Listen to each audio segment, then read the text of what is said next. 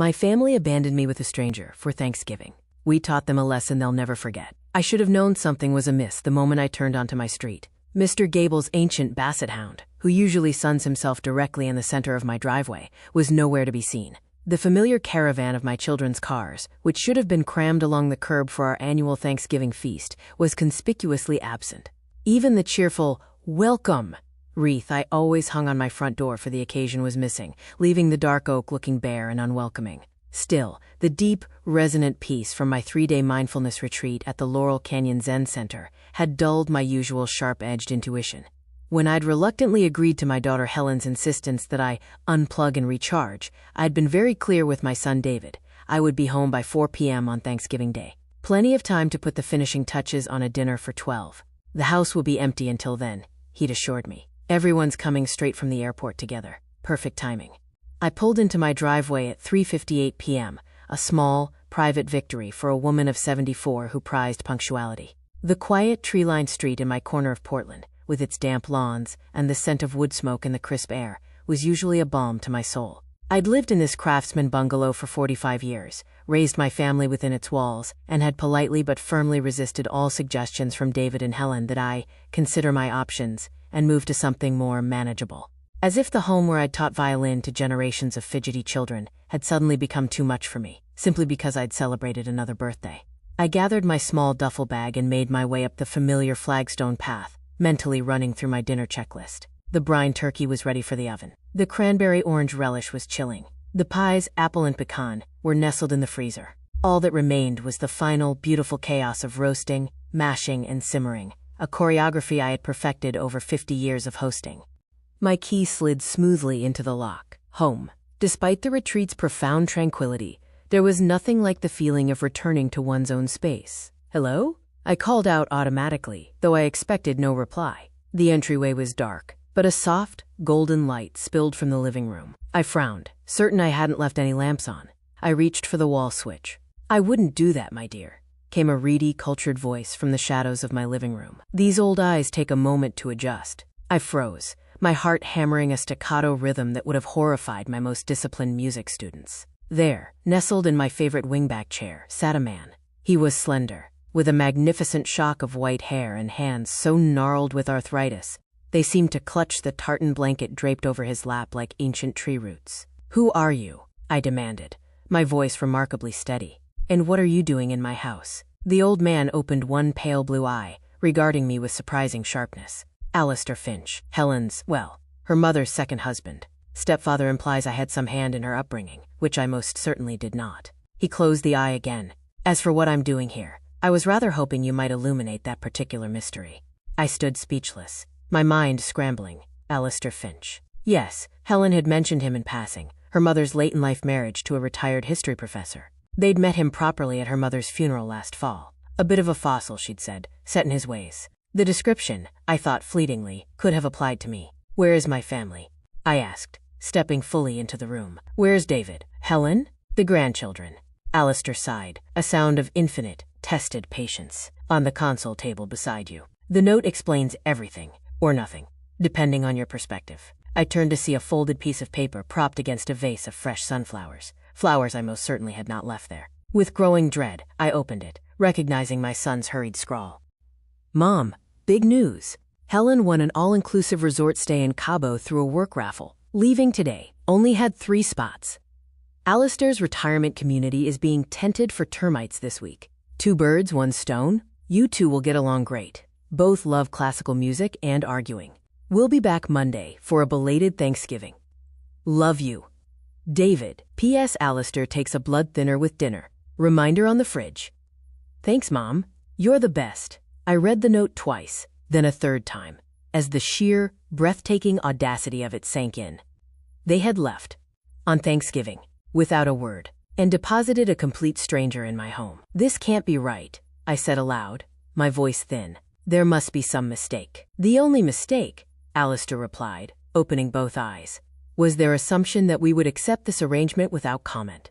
Something in his tone, a blend of irritation and nascent conspiracy, made me look at him more carefully. He was older than I'd first thought, perhaps mid-80s, with a face like a weathered map of a fascinating, unknown country. Despite his apparent frailty, his eyes held a keen, intelligent light. "Did you know about this plan?" I asked.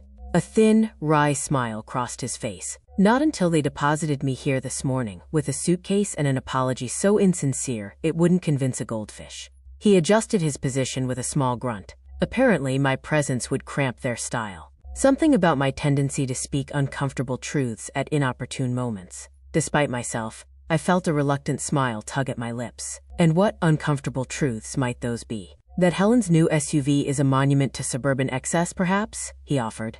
Or that those children of hers are being raised by various glowing screens? It's difficult to recall which particular truth earned me this exile. A startled laugh escaped me. "So," Alistair said, leaning forward slightly, "they've abandoned us both for sun and sand. The question is, Beatrice Coleman, what do you intend to do about it?"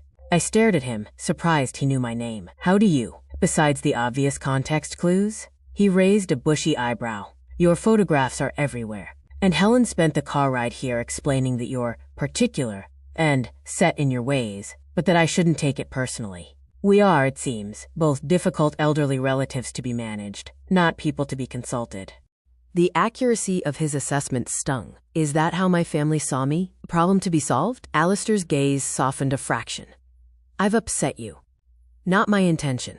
Though honesty is a habit I've found too rewarding to break at this late stage. I drew myself up, my decades of teaching recalcitrant children reasserting themselves. You haven't upset me, Mr. Finch. You've merely confirmed suspicions I've harbored for some time."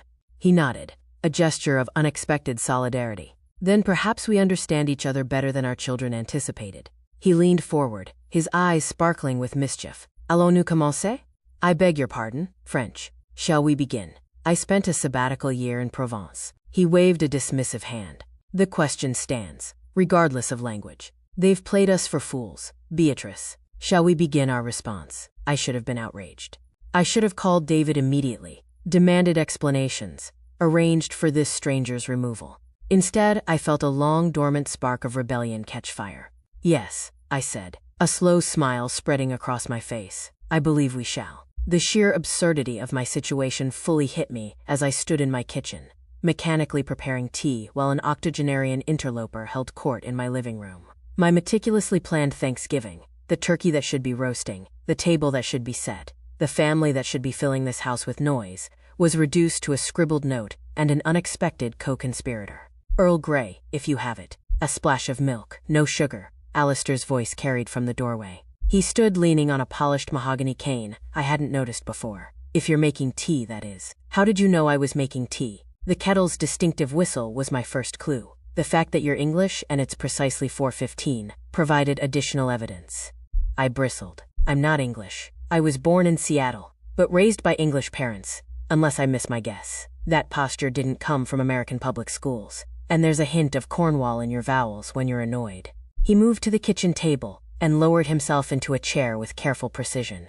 "Which you currently are, though I can't determine if it's with me or the situation." "Both," I admitted, pouring hot water into my mother's old Brown Betty teapot. "How do you know I'm annoyed?" "Your left eyebrow lifts approximately 2 millimeters, and you press your lips together just enough to create a small vertical line above your chin." He tapped his own chin. 5 decades of lecturing to inattentive undergraduates makes one observant of micro-expressions. "Theater," I corrected automatically. "You said theater with an ending? But if you spent time in England." "Ah, so I was right about the English connection." His eyes twinkled with satisfaction. "One adapts to local pronunciation after 60 years in American academia, but you're correct. It should be theater." "Old habits." I brought the tea tray to the table. "You're enjoying this." "I'm enjoying not being the only one who has been grievously underestimated," he clarified. "Now, tell me, Beatrice, have they been gently nudging you towards senior living communities recently?" The question struck home. "How did you know?" "Because Helen has been sending me brochures for the Palisades for 8 months, he replied dryly, after spending precisely 4 hours with me at her mother's funeral. "And now they've thrown us together." He let the implication hang in the air. I stared at him, a new, unsettling thought forming. "Wait, you don't think?" "Oh, I absolutely think this resort win is a convenient fiction for a more calculated plan. Wouldn't it be wonderful if Mom and Alistair hit it off? They could keep each other company, share that big house, or better yet, a nice 2-bedroom at the Palisades. 2 problems, 1 tidy solution." The deviousness of it took my breath away. That's condescending. Manipulative. A plot from a bad sitcom. All of the above, Alistair agreed. The question is whether you have the imagination and fortitude for what a proper response might entail. There was a challenge in his tone that sparked something in me. Before I was Beatrice Coleman, respectable violin teacher, I had been Bea, who once hitchhiked to Vancouver to hear Heifetz play, who learned Italian one summer just to read Dante in the original. What exactly did you have in mind, Professor Finch? His smile was slow and surprisingly wicked. First, we established the situation. They believe they've left two helpless old dears to muddle through. They expect phone calls full of righteous indignation, followed by grudging acceptance. So instead, I followed, catching on immediately, we give them nothing. Complete radio silence for the first 24 hours. Precisely. Let that silence make them nervous. Then, he leaned forward, animated. After the silence comes confusion. Cryptic, concerning messages. References to quote, unexpected developments that are never explained. The psychological torture of uncertainty. I should have been appalled. Instead, I felt a giddy thrill. What kind of messages? Everything's fine. No need to worry, he suggested. Followed hours later by, situation under control now. Please don't be angry about the rug, I added, warming to the game. The paramedics were very understanding, he countered, his eyes twinkling. A genuine, unrestrained laugh escaped me. You're terrible. I prefer creatively vindictive. And you, Beatrice Coleman, are not nearly as proper as you pretend to be. The observation felt like a liberation. So, Alistair said, extending his hand across the table. Are we agreed? Shall we teach our presumptuous children a lesson in respecting their elders? I hesitated only a moment before taking his hand. His skin was papery but warm, his grip firm. Agreed, I said. Though I should warn you, if we're to share this house, there are rules. I run an orderly household. I would expect nothing less. He nodded solemnly. And I must warn you that I am physically incapable of putting my breakfast dishes directly into the dishwasher, and I hum along to Verdi quite loudly when I cook. I require complete silence during my morning practice, I countered. And I alphabetize my spices. I will know if they're out of order. We regarded each other across the table, two immovable forces assessing the possibility of coexistence. Then Alistair smiled, a genuine expression that transformed his face. I believe, Beatrice, that this may be the beginning of a very interesting Thanksgiving. Our psychological warfare began that evening. After settling Alistair in the guest room and establishing a bathroom schedule, him at 7 a.m., me at 9 p.m., we crafted our first message. The key, Alistair explained, holding my phone, is to say nothing while implying everything. We want them imagining the worst. He typed slowly but precisely. Hope you're enjoying the sun. Alistair and I are getting along splendidly. No need to worry about the earlier incident. Everything under control now. Love, Mom. Earlier incident? I questioned, reading over his shoulder. That's beautifully vague. Exactly. He hit send. Now we wait. We didn't wait long. Within minutes, my phone chimed. David, what earlier incident? Is everything okay? Alistair's smile was that of a chess master. Now we go silent for at least 2 hours. Let that question marinate. They'll be worried. They'll be wondering, he corrected. There's a difference. In considering they abandoned us without consultation on a major holiday, I'd say a little wondering is the least they deserve. Put that way, it was hard to argue. As the evening wore on, I found myself studying my co-conspirator. He was sharp, witty, and surprisingly self-sufficient. The blood thinner was a simple medication he managed himself. I've been taking it for a decade, he'd said dryly. Somehow I've survived without your son's supervision. When I played my violin later that evening, Bach's Chaconne in D minor, he listened with an attentiveness I hadn't experienced in years. Not the polite tolerance of family, but the deep, engaged listening of a fellow appreciator. You play with remarkable feeling, he said simply when I finished. The double stopping was particularly clean. The specific, knowledgeable compliment affected me more than any flowery praise could have. The next morning, we escalated. The fire department was very understanding about the whole situation, Alistair announced as I entered the kitchen. He was already dressed, his white hair neatly combed. Our next message, he clarified, implied property damage. It should send them into a proper panic. I checked my phone. Multiple frantic texts from David had come in since dawn. Perhaps we've taken this far enough. Escalation has its limits, he conceded. What if we pivot? Alleviate the panic, but maintain our narrative. Together we crafted, good morning. No need for international calls. Everything is fine. The fire was just a small kitchen incident, completely under control. Alistair and I have been having a wonderful time redecorating. Such an unexpected connection. Enjoy the rest of your trip. The quotation marks around fire are a nice touch, I noted. And unexpected connection carries just enough ambiguity, he agreed. After sending it, I made a spontaneous decision. If we're claiming we're redecorating, we should actually do it. I've hated those living room drapes for a decade. Alistair's eyebrows rose. Theatrical verisimilitude. I like your commitment. I did design a few sets in my time. And so, we went to the fabric store. Alistair, with his historian's eye, selected a beautiful, heavy linen in a sage green. It will complement your oak trim and that Persian rug, rather than fighting with it. He was right. As we worked together that afternoon, me sewing, him directing the hanging with his cane like a conductor's baton, the room transformed. It felt lighter, more open, more mine. We broke for a game of chess. He was formidable, and a simple dinner. The conversation flowed easily, from history to music to the quiet aches of long widowhood.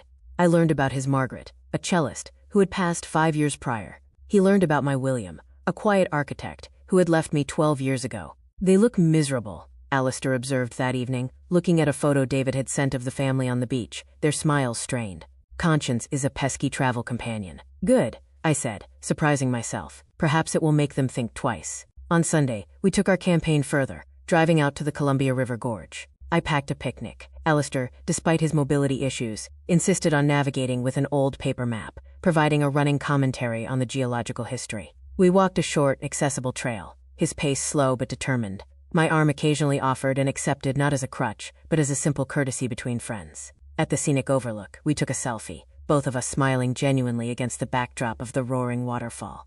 I sent it with the caption, "Beautiful day exploring the gorge with Alistair."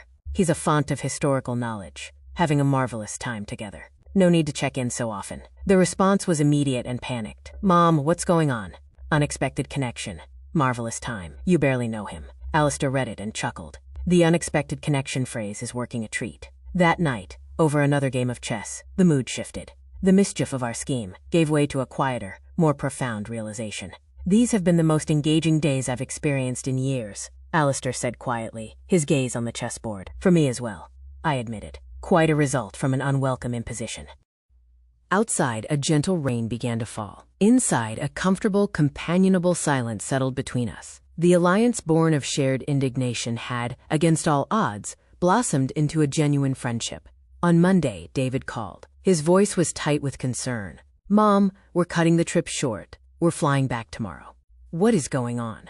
On speakerphone, Alistair and I delivered our performance. "There's no emergency, David," I said calmly. "But your resort win was remarkably transparent."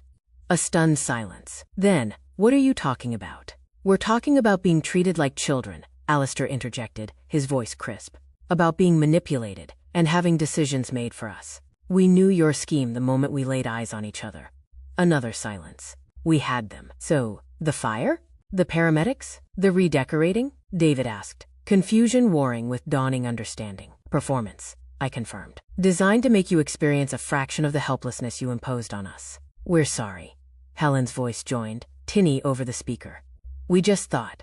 You thought you could manage us," Alistair finished for her. "And that is the heart of the problem." When they arrived the next evening, travel-weary and chastened, we were ready. The transformed living room was our first piece of evidence. Alistair and I, sitting side by side in the newly arranged chairs, were the second. The confrontation was brief. We laid out our case with calm precision.